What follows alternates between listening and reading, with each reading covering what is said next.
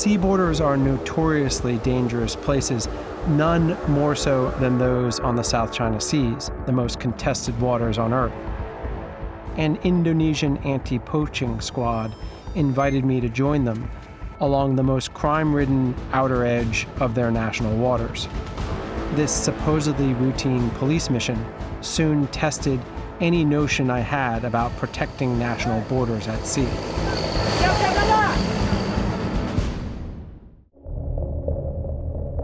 Two-thirds of the planet is covered by water. It's our planet's wildest frontier, breathtaking as much as it is vital to all life. A place of discovery and endless reinvention, a metaphor for freedom, as well as a profoundly dystopian realm where the darkest of all humanities play out. Over 50 million people work at sea, and human rights and environmental abuses often occur with impunity. Six of you. 6 people we are sleeping in here. So hot. I've never ever seen this bad. My name is Ian Urbina. As a journalist, I've spent the past decade reporting from this lawless frontier. I run an investigative journalism organization called the Outlaw Ocean Project that reports about crimes happening in this space.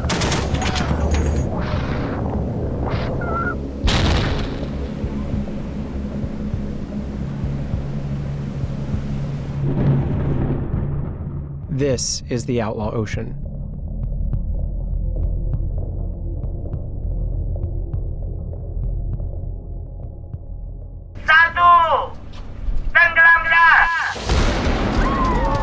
With murals, mangas, and millions of Twitter followers, Indonesian Minister of Fisheries, Susi Pudjiastuti, took a renewed fight to Indonesia's sea borders. Posisi sudah siap untuk penenggelaman kapal.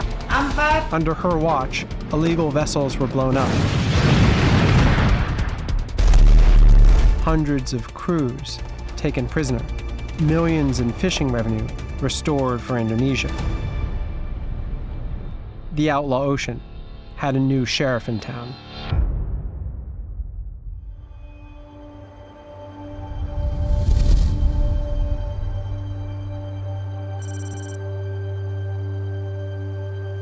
Before joining one of the Indonesian maritime border patrols, I traveled to the island of Pontianak to spend a day in one of the country's 5 detention centers that hold hundreds of crew seized from illegal fishing boats.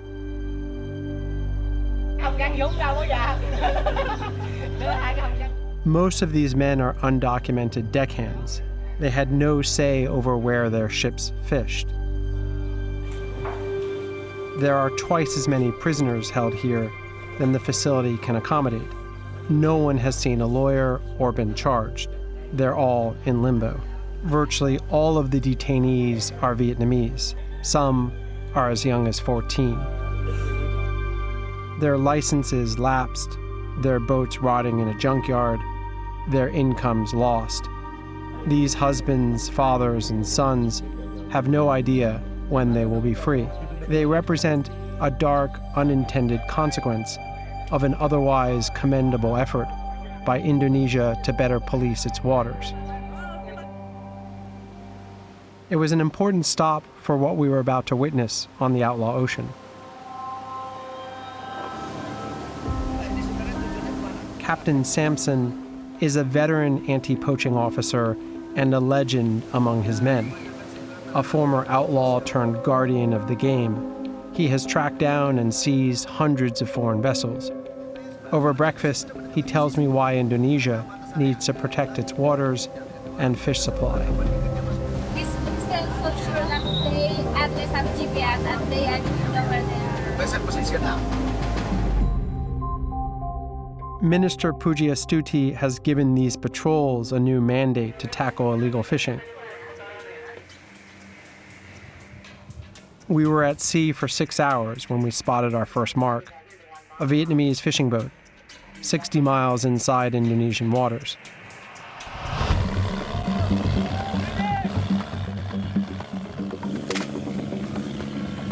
We gave chase. After warning shots, Sampson's men board the vessel and arrest the captain and deckhands.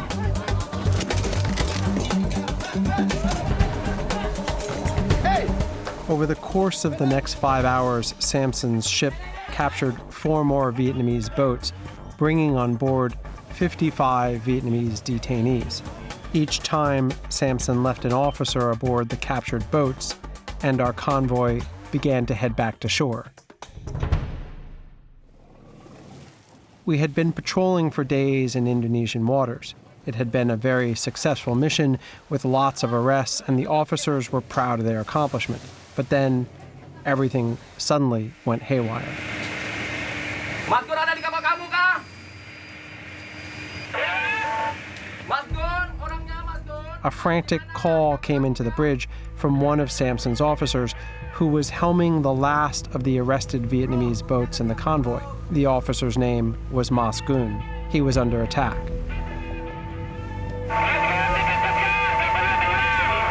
Mas Gunnya di mana? A large Vietnamese Coast Guard cutter had intercepted him and isolated him from the convoy. He was being rammed, and he feared for his life. We immediately U-turned and full throttle headed back to Mas Gun's location. But we were outgunned. The Vietnamese Coast Guard ship was twice our size. The Indonesian officer Mas Gun could no longer be contacted, and the seized ship he was escorting back to port was now sinking. Does he have a plan for getting his guys? Has he communicated with them? I found myself a reluctant translator between the Indonesians and the Vietnamese as they haggled over the release of their respective captives. Our captives were the 55 arrested Vietnamese fishermen we had caught in Indonesian waters. The Vietnamese captive was the Indonesian fishery officer, Mas Gun, whom they had pulled out of the water after ramming and sinking the ship that he was trying to escort back to shore. The Vietnamese demanded that all of their men and the boats be released, asserting the men were fishing in Vietnamese waters, despite the maps clearly showing these are Indonesian waters.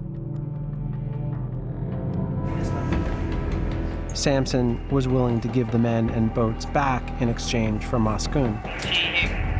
Oh, guys, get the binoculars. We see the officer now. Here's what I propose. You put the officer in a boat, send him here. We will put the Vietnamese men in the boat and send them back. Over. Suddenly, there's a commotion at the rear of the boat.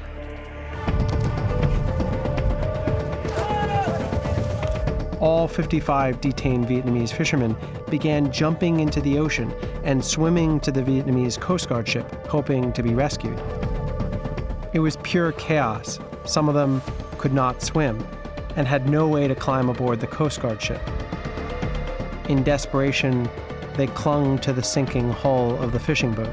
Some of the worst swimmers returned to our boat. Has he called for backup? This is a much bigger ship. Are they on the way? During hours of unsuccessful negotiations, Samson asked for naval backup, but none was forthcoming. We were too far out. Negotiations for Mas Gun's release ground on until 2 blips appeared on the radar screen: Vietnamese reinforcements. We were now genuinely in real trouble.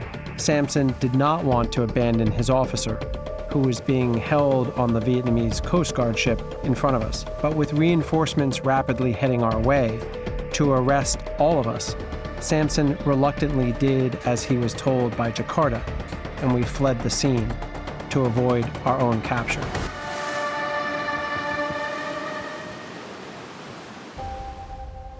For all the solidity of lines on a map, sea borders are determined most by military might. Whoever has the biggest guns is automatically in friendly waters. We like to think there are 5 major oceans and dozens of seas, but there is in fact just one big interconnected circulating body of water without borders or self-evident laws. The fish know this, and so do the fishermen. even if the politicians and Marine officers like to think otherwise.